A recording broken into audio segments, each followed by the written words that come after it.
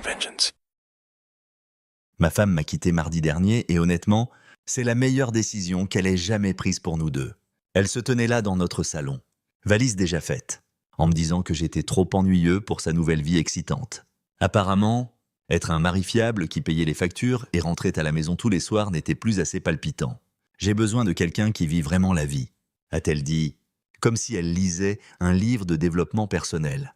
Quelqu'un qui prend des risques et me fait me sentir vivante. J'étais assis sur le canapé, télécommande en main, en regardant sa performance dramatique.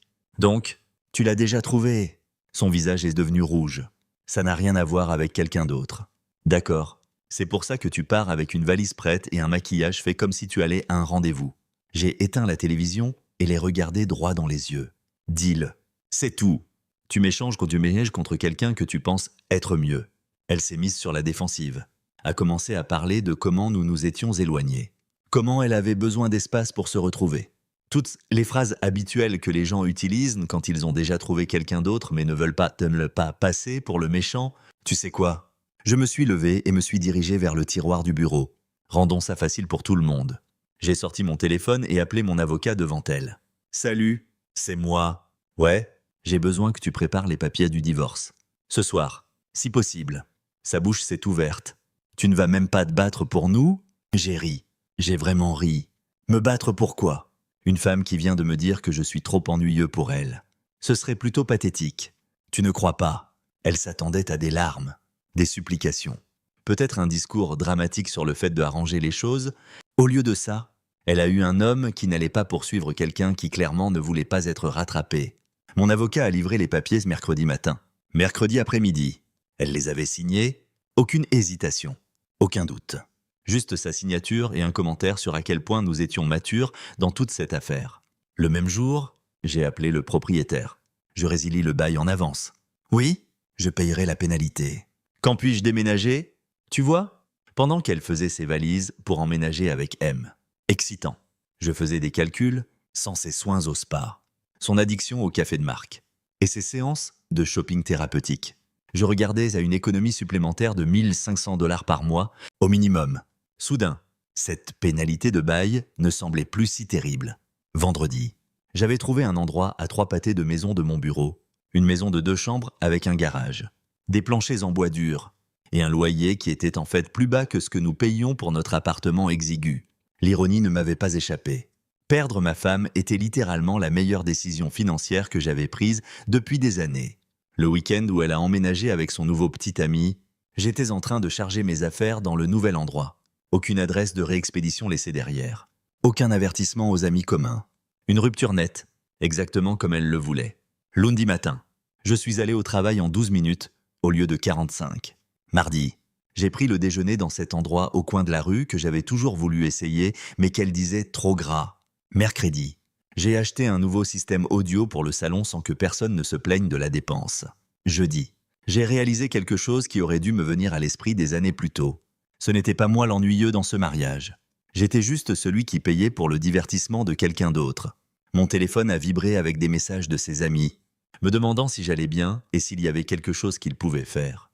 Je les ai supprimés sans répondre. Si elle voulait me dépeindre comme le pauvre mari abandonné, c'était son affaire. J'avais mieux à faire que de gérer son récit. La partie la plus drôle. Elle était partie en pensant qu'elle me punissait, qu'elle m'apprenait une leçon sur l'appréciation de ce qu'on a. Au lieu de ça, elle m'avait libéré d'une relation où j'étais apparemment rien de plus qu'un distributeur automatique ennuyeux avec un emploi stable. 2 semaines dans ma nouvelle vie. Je dormais mieux, je mangeais ce que je voulais. Et je rentrais dans une maison qui restait propre. Pas de drame, pas de marcher sur des œufs, pas de plainte constante sur le fait que je n'étais pas assez spontané. J'ai bloqué son numéro, bloqué ses réseaux sociaux, bloqué son email. Pas par colère, mais par pragmatisme. Quelles que soient les conséquences de ses choix. C'était à elle de les gérer. Je n'étais pas intéressé par des mises à jour, des explications ou des excuses. Elle voulait de l'excitation. Elle pouvait l'avoir. Moi, j'étais parfaitement content d'être ennuyeux dans ma nouvelle maison, avec mon trajet plus court et mon solde bancaire considérablement amélioré. Il s'avère que d'être trop ennuyeux pour quelqu'un qui pense que l'herbe est toujours plus verte ailleurs est en fait un compliment. Il a juste fallu qu'elle parte pour que je le comprenne. 3 semaines dans ma nouvelle vie. Et je commençais à comprendre ce que la liberté financière signifiait vraiment. Plus de courses à Target à 100 $ qui se transformaient en 300 $. Plus de services d'abonnement que je n'utilisais pas, mais qu'elle avait absolument besoin. Plus de partager les additions au dîner avec ses amis pendant que j'étais assis là à les écouter se plaindre de leur propre mari. La maison était tout ce que cet appartement exigu n'était pas. Un îlot de cuisine où je pouvais vraiment cuisiner sans bousculer quelqu'un, un garage où je pouvais me garer sans jouer à Tetris avec sa collection de colis Amazon, le plus important. Un bureau à domicile où je pouvais travailler en paix sans interruption constante sur son drame quotidien. J'ai acheté une machine à café décente. Le genre qu'elle disait toujours inutile parce que Starbucks existait, il s'avère que faire du café à la maison économise environ 40 $ par semaine. Qui l'aurait cru? Eh bien, probablement tout le monde sauf quelqu'un qui pensait que les lattes à 5 $ étaient un droit humain fondamental. Ma routine était simple. Réveil à 6 heures, café et petit déjeuner à la maison. Trajet de 12 minutes au travail, déjeuner dans n'importe quel endroit qui me tentait. Pas juste les endroits à salade qu'elle insistait être plus sains pour nous deux. Retour à la maison à 17h30, sans maux de tête dus à la circulation, sans détour pour ramasser son dernier achat d'urgence. Le silence était incroyable. Pas de drame de télé-réalité en fond sonore. Pas d'appel téléphonique à sa mère pour discuter de chaque détail de notre relation. Pas de commentaires constants sur ce que les voisins faisaient de mal avec leur aménagement paysager.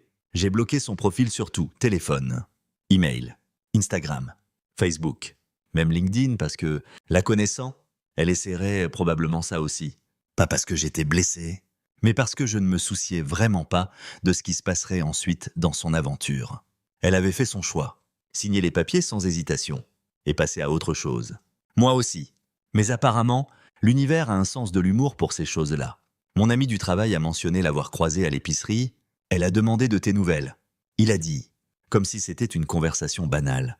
Elle voulait savoir comment tu allais, si tu avais dit quelque chose sur elle. Qu'est-ce que tu lui as dit? Que tu semblais aller bien. Quoi? J'ai haussé les épaules. Juste curieux. Mais ce n'était pas juste lui. Au cours des jours suivants, 3 personnes différentes ont mentionné des rencontres similaires. Elles posaient des questions, pêchaient des informations, essayaient de savoir comment je gérais le divorce. Chaque fois, j'ai donné la même réponse. Je vais bien. Parce que c'était vrai. Mieux que bien. En fait, mon compte bancaire était en meilleure santé. Mes niveaux de stress étaient bas. Et je redécouvrais des passe-temps que j'avais oubliés, comme lire des livres au lieu d'écouter son analyse de chaque épisode de n'importe quelle émission de télé-réalité qui ruinait actuellement sa capacité à avoir des attentes réalistes sur la vie. La partie vraiment révélatrice. C'est à quelle vitesse ces questions sont passées d'une inquiétude générale à des détails spécifiques. Pas juste « comment va-t-il ?» Mais est-ce qu'il a mentionné mon nom? Et est-ce qu'il semble upset? Et mon préféré personnel? Est-ce qu'il sort avec quelqu'un? J'ai appris pour ce dernier quand mon voisin de l'ancien endroit a appelé. Nous étions assez amis. On discutait de sport quand je sortais les poubelles. « Hé, ton ex est passé te chercher. » a-t-il dit. Elle semblait surprise que tu sois parti. Qu'est-ce que tu lui as dit? Que tu étais parti? Que le bail était terminé? Elle n'arrêtait pas de demander où tu étais allé. Comme si j'étais censé le savoir. Elle a été assez insistante aussi. C'était intéressant. Elle avait signé ses papiers de divorce comme si elle ne pouvait pas attendre d'en finir avec notre mariage. Mais maintenant, elle traquait mes anciens voisins. Soit sa nouvelle relation ne se passait pas comme prévu, soit elle avait de sérieux doutes sur ses choix. Dans tous les cas, ce n'était plus mon problème. Je l'ai remercié pour l'info et suis retourné à l'assemblage de mon nouveau centre de divertissement. Celui que j'avais commandé sans demander la permission, payé sans justifier la dépense, et installé exactement où je le voulais dans mon salon. La meilleure partie d'être trop ennuyeux. Les gens ennuyeux ne créaient pas de drame inutile. Ils ne prennent pas de décisions impulsives qu'ils ne peuvent pas annuler. Ils ne brûlent pas les ponts et se demandent ensuite pourquoi ils ne peuvent pas revenir en arrière. Elle voulait de l'excitation. Le genre qui vient avec l'incertitude, l'instabilité. Et apparemment un sérieux regret d'acheteur. Elle pouvait la garder. J'étais parfaitement heureux avec ma routine prévisible, ma maison confortable et mes soirées sans drame. Mais quelque chose me disait que ce n'était que le début de ces tentatives pour savoir ce que je faisais. Heureusement. J'avais appris il y a longtemps que la meilleure façon de gérer une attention indésirable est de se rendre complètement indisponible pour elle. 6 semaines après la signature des papiers de divorce, j'ai reçu un appel qui expliquait tout. Mon ancien voisin à nouveau. Et cette fois, il semblait vraiment préoccupé. « Ton ex est repassé ?» a-t-il dit. Mais mon vieux, elle avait l'air mal en point. Vraiment mal en point. Elle demandait si j'avais ta nouvelle adresse, ton numéro de téléphone, n'importe quoi. Quand j'ai dit non, Elle a commencé à pleurer juste là sur le pas de ma porte. C'était inattendu. La femme qui était partie la tête haute, en parlant de vivre la vie à fond, pleurait maintenant aux portes d'étrangers en essayant de me traquer. Est-ce qu'elle a dit ce qu'elle voulait? Elle n'arrêtait pas de dire qu'elle avait besoin de te parler, que c'était important. Je me suis senti mal pour elle. Mais je n'avais rien à lui donner de toute façon.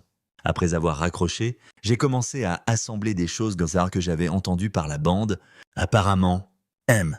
Excitant s'était révélé beaucoup moins excitant que promis. Plus comme M. Chômeur avec un problème de jeu. Mon pote au travail l'avait entendu de sa petite amie, qui l'avait entendu d'une amie, qui apparemment connaissait toute l'histoire. Le gars pour qui elle m'avait quitté, il s'est avéré qu'il était entre 2 emplois, entre 2 appartements, et entre plusieurs autres femmes, un coup classique de séducteur. Dire à chacune exactement ce qu'elles veulent entendre jusqu'à obtenir ce qu'il veut. Selon la chaîne de Rago, il avait convaincu d'investir dans un schéma de crypto-monnaie. Ses économies, l'argent de la vente de sa voiture, même des avances de cash sur ses cartes de crédit, tout parti en 3 semaines. Puis il était passé à sa prochaine cible, la laissant fauchée et sans abri. Mais voilà ce qui m'a vraiment choqué. Elle n'avait pas juste perdu de l'argent, elle avait perdu tout son système de soutien. Tu vois, quand tu annonces haut et fort que ton mari ennuyeux n'est pas assez bien pour ta nouvelle vie excitante, et que tu emménages avec quelqu'un d'autre immédiatement. Les gens s'en souviennent. Quand tout s'effondre, ces mêmes gens ne se précipitent pas exactement pour aider. Ses amis lui donnaient apparemment le traitement du « je te l'avais dit » au lieu d'ouvrir leur canapé. Sa famille était supportive mais distante. Le genre de soutien qui vient avec beaucoup de jugement attaché. Et son nouveau petit ami, parti comme s'il n'avait jamais existé. Avec chaque centime qu'elle lui avait donné, l'ironie était si épaisse qu'on pouvait la couper au couteau. Elle m'appelait ennuyeux parce que j'étais prudent avec l'argent, parce que je ne prenais pas de risques stupides, parce que je planifiais l'avenir au lieu de vivre dans l'instant. Ces qualités exactes qu'elle avait moquées étaient celles qui auraient pu la protéger de ce désastre. Mais ce n'était plus mon problème. Je l'avais bloquée pour une raison. Et cette raison devenait plus claire chaque jour. Certaines personnes craignent de leurs propres problèmes et s'attendent ensuite à ce que les autres les réparent. J'avais passé des années à être son filet de sécurité. Et où ça m'avait mené? Des papiers de divorce et une leçon sur le fait d'être trop prévisible. Mon téléphone a commencé à vibrer avec des numéros inconnus. Des appels que je n'ai pas répondus. Des messages vocaux que j'ai supprimés sans écouter. Si elle essayait de me joindre, elle allait devoir faire plus d'efforts que d'emprunter des téléphones à des amis. La partie vraiment pathétique, c'est à quel point toute cette situation était prévisible. N'importe qui avec la moitié d'un cerveau aurait pu voir ça venir.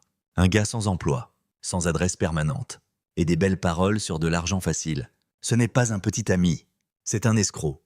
Mais elle avait été si focalisée sur le fait de prouver que je n'étais pas assez bien pour elle, qu'elle avait ignoré tous les signaux d'alarme du livre. J'étais en train d'assembler une étagère quand mon téléphone a sonné avec un numéro que je reconnaissais vraiment. « Mon avocat, je voulais juste te prévenir. » A-t-il dit. « Ton ex a appelé mon bureau pour demander de rouvrir la procédure de divorce.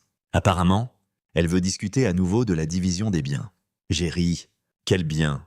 Elle a pris ce qu'elle voulait et signé les papiers en disant qu'elle était satisfaite de l'arrangement. C'est ce que je lui ai dit, mais elle semblait penser qu'il y avait peut-être une erreur, qu'elle avait peut-être signé trop vite. Aucune erreur.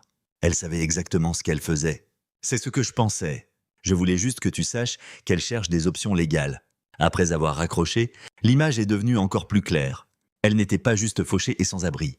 Elle était assez désespérée pour essayer une manipulation légale pour revenir dans mes finances.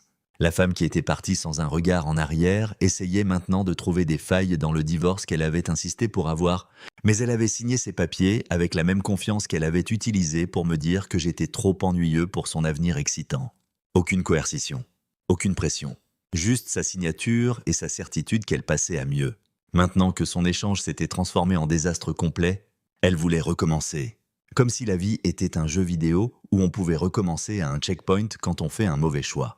Ce n'est pas comme ça que fonctionnent les conséquences. Ce n'est pas comme ça que fonctionnent les décisions d'adultes. Et ce n'est définitivement pas comme ça que je fonctionne. Elle avait fait son lit avec M. Excitant. Maintenant, elle pouvait s'y allonger. 2 mois après qu'elle soit partie, mon téléphone a vibré avec un texto d'un numéro inconnu. J'ai presque supprimé sans lire. Mais quelque chose m'a fait regarder. Je sais que tu ne veux probablement pas entendre parler de moi. Mais j'ai vraiment besoin de parler. Pouvons-nous, s'il te plaît, avoir juste une conversation ? J'ai fait des erreurs et je pense que nous méritons tous les deux une fermeture. Fermeture. C'était riche. Elle avait eu sa fermeture quand elle avait signé les papiers de divorce sans hésitation. J'avais eu la mienne quand j'avais réalisé à quel point ma vie était meilleure sans son drame constant et son drain financier. Mais tu sais quoi? Après 2 mois de paix, de calme et de prospérité réelle, j'étais assez généreux pour lui donner exactement la fermeture qu'elle demandait. J'ai répondu par texto: félicitations. Tu as officiellement rejoint les statistiques des épouses qui regrettent d'avoir quitté leur mari ennuyeux. Puis j'ai bloqué le numéro. Parce que voilà ce qu'elle ne comprenait pas, la fermeture n'est pas une conversation.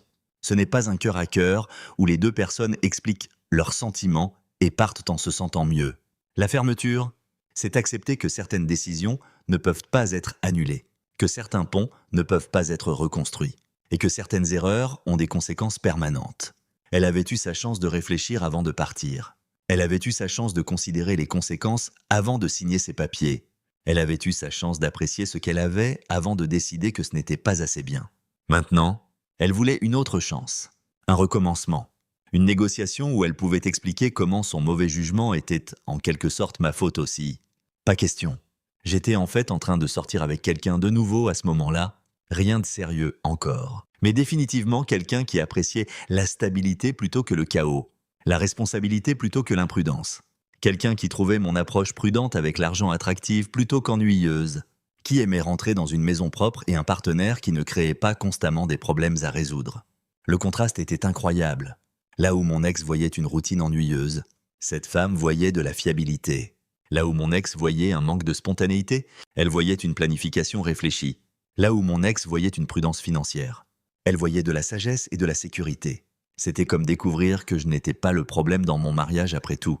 J'étais juste marié à quelqu'un qui confondait le drame avec l'excitation et le chaos avec l'aventure. Mon téléphone a vibré à nouveau quelques heures plus tard. Numéro différent, même énergie désespérée. S'il te plaît, ne me bloque pas encore. Je sais que je t'ai blessé et que j'ai fait des choix terribles. Mais je suis en vraie difficulté et je ne sais pas vers qui d'autre me tourner.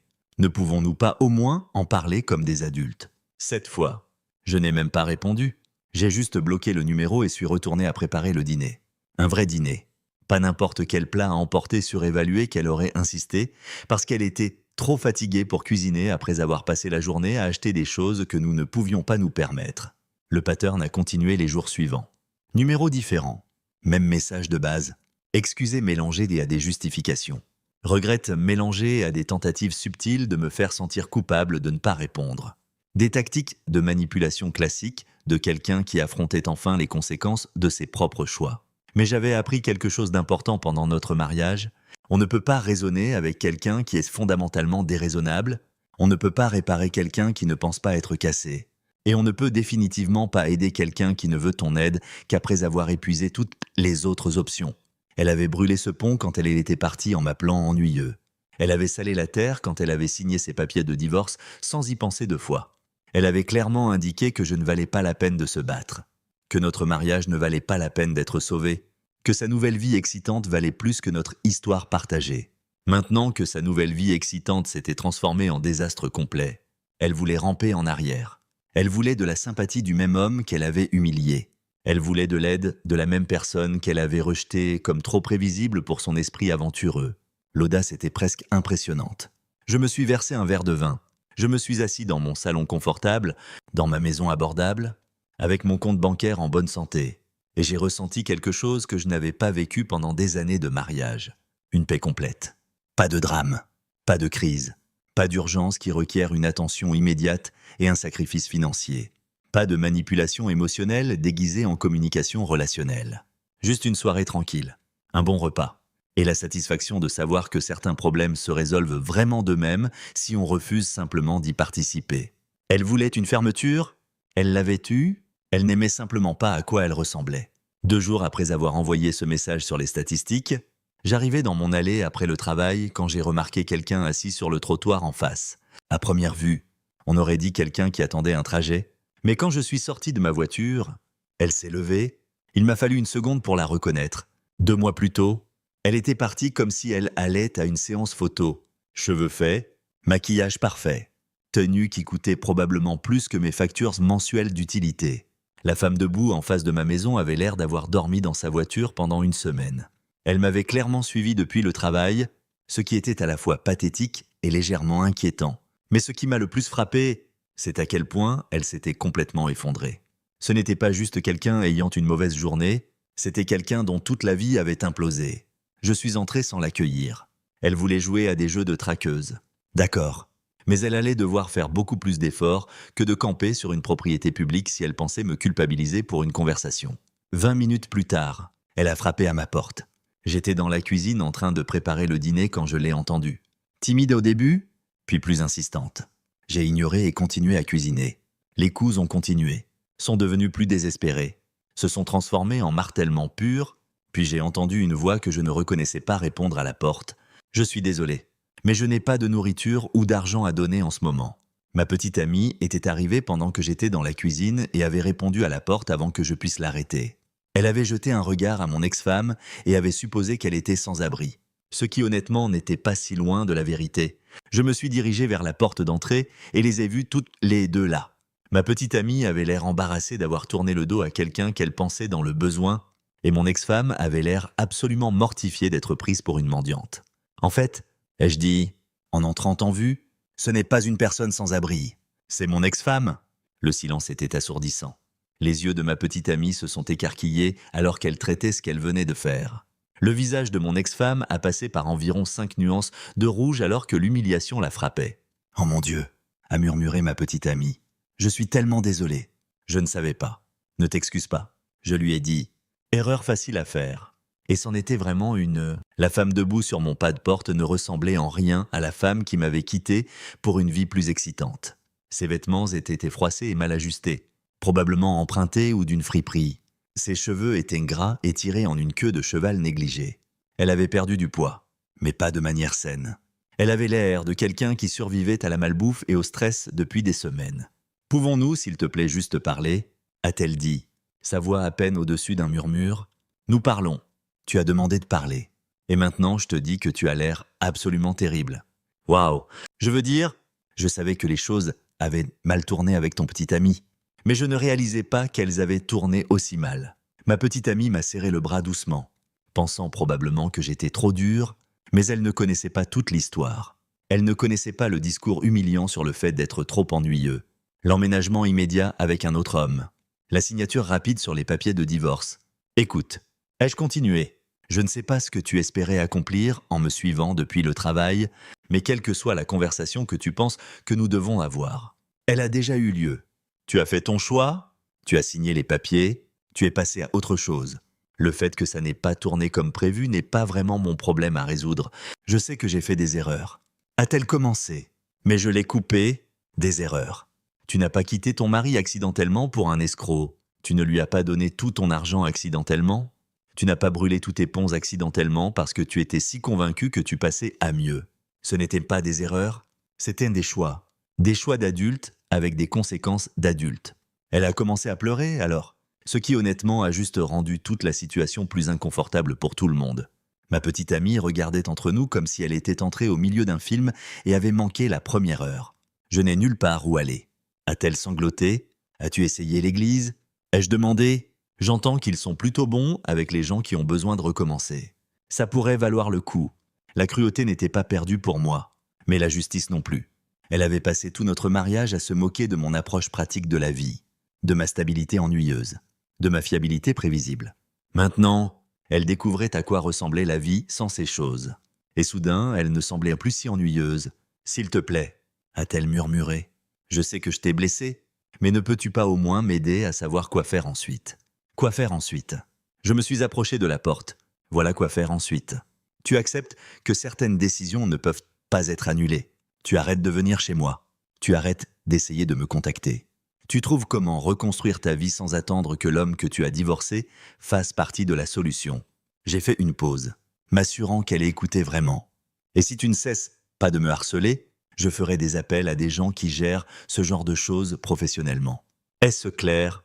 Elle est restée là un moment, les larmes coulant sur son visage, s'attendant probablement à un changement de cœur de dernière minute. Un moment de film où je me souviendrai soudain des bons moments et l'inviterai à entrer pour arranger les choses. Mais ce n'était pas un film, et je n'étais pas le même homme qu'elle avait laissé derrière. Tu ne comprends pas, a-t-elle dit, le désespoir faisant craquer sa voix. Il a pris tout, mes économies, l'argent pour le paiement de la voiture, même le dépôt de garantie pour un appartement. Je lui faisais confiance et il a complètement détruit ma vie. Et je suis censé m'en soucier parce que ma petite amie m'a serré le bras plus fort cette fois. Je pouvais voir qu'elle était mal à l'aise avec ma froideur, mais elle ne savait pas non plus ce que je savais. Elle ne savait pas que cette même femme m'avait appelé ennuyeux, prévisible et insuffisant. Elle ne connaissait pas le discours sur le besoin de quelqu'un qui vit vraiment la vie, parce que nous étions mariés pendant 5 ans, a dit mon ex. Parce que ça doit compter pour quelque chose. Ça comptait pour quelque chose. Ça comptait assez pour que tu partes sans y penser 2 fois.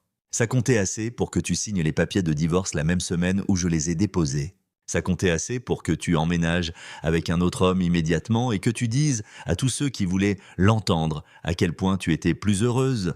Je pouvais voir ma petite amie traiter cette information. Son expression passant de la sympathie à la compréhension. Elle commençait à saisir l'image. « Mais j'avais tort !» a murmuré mon ex. « J'ai fait une terrible erreur. Je pensais vouloir de l'excitation et de l'aventure. Mais ce dont j'avais vraiment besoin, c'était de la stabilité et de la sécurité. Ce que j'avais avec toi, ce que tu avais avec moi. C'était un mari qui payait les factures, rentrait à la maison tous les soirs et essayait de construire un avenir ensemble. Tu as décidé que ce n'était pas assez. Tu as décidé que je n'étais pas assez. Tu as échangé tout ça contre de l'excitation et de l'aventure. Comment ça s'est passé pour toi ?» La question flottait dans l'air comme un défi. Elle savait exactement comment ça s'était passé. Elle en était la preuve vivante. « Je sais que tu es en colère. » A-t-elle commencé. « Je ne suis pas en colère. Être en colère impliquerait que j'ai encore un investissement émotionnel dans ta situation. Ce que je suis, c'est fini. Complètement. Définitivement fini d'être ton plan de secours. Ton filet de sécurité. Ou ta solution au problème que tu as créé toi-même. » Ma petite amie s'est légèrement placée derrière moi, sentant que ça allait devenir plus intense. Tu veux savoir ce que disent les statistiques sur les épouses qui quittent leur mari pour quelqu'un d'autre. Ai-je continué ? Soit 33% d'entre elles le regrettent dans la première année. 68% finissent financièrement plus mal qu'avant. Et voilà mon préféré personnel. 41% des secondes relations qui commencent comme des affaires ou immédiatement après un divorce échouent dans les 2 ans. Son visage est devenu pâle. Comment sais-tu tout ça ? Parce que contrairement à certaines personnes, je fais des recherches avant de prendre des décisions qui changent la vie. J'ai cherché tous ces chiffres après ton départ. Juste par curiosité. Il s'avère que tu es incroyablement prévisible. Juste pas de la façon dont tu te plaignais. L'ironie était parfaite. Elle m'avait quitté pour être trop prévisible. Seulement pour devenir une statistique elle-même. Le résultat le plus prévisible possible pour quelqu'un qui confond le drame avec l'excitation. Donc félicitations, ai-je dit. En reculant vers ma porte, tu as officiellement rejoint les rangs des épouses qui pensaient que l'herbe était plus verte, seulement pour découvrir qu'elles avaient brûlé leur propre pelouse.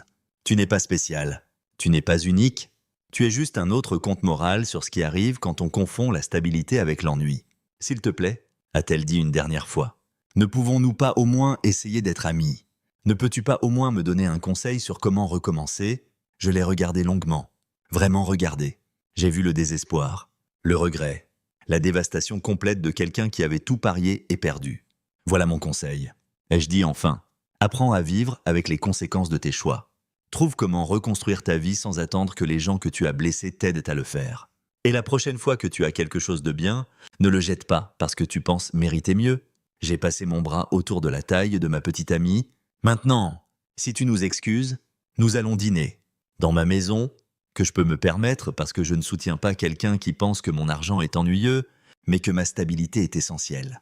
J'ai commencé à fermer la porte, puis fait une pause.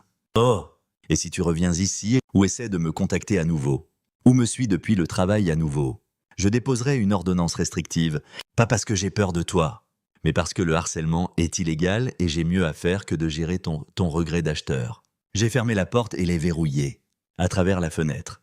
Je l'ai regardé rester là 1 minute de plus avant de finalement partir. Les épaules voûtées vers les pieds, ma petite amie m'a regardé avec un mélange d'admiration et d'inquiétude. C'était intense. C'était nécessaire. Ai-je dit, certaines personnes n'apprennent que quand elles touchent le fond, et certaines personnes ont besoin de rester au fond assez longtemps pour comprendre comment elles y sont arrivées. Elle a hoché la tête lentement. Tu penses qu'elle te laissera tranquille maintenant ? Je pense qu'elle comprend enfin que certains ponts, une fois brûlés, ne se reconstruisent pas. Peu importe à quel point tu regrettes d'avoir allumé l'allumette. Nous sommes allés à la cuisine et avons fini de préparer le dîner. Pas de drame, pas de crise, Pas d'urgence requérant une attention immédiate. Juste deux adultes partageant un repas et planifiant leur soirée. Dehors. Mon ex-femme est partie dans n'importe quelle voiture qu'elle avait réussi à emprunter ou à se permettre. Dedans. J'étais en train de dîner avec quelqu'un qui appréciait la vie que j'avais construite au lieu de la ressentir. La différence était remarquable et permanente. Notre histoire est arrivée à sa fin. Si vous avez tenu jusqu'ici, que diriez-vous de vous abonner à notre chaîne? Ça nous aide énormément. J'ai sélectionné 2 autres vidéos pour vous que je suis sûr que vous apprécierez. N'hésitez pas à cliquer dessus. Je vous attends dans l'histoire suivante. À bientôt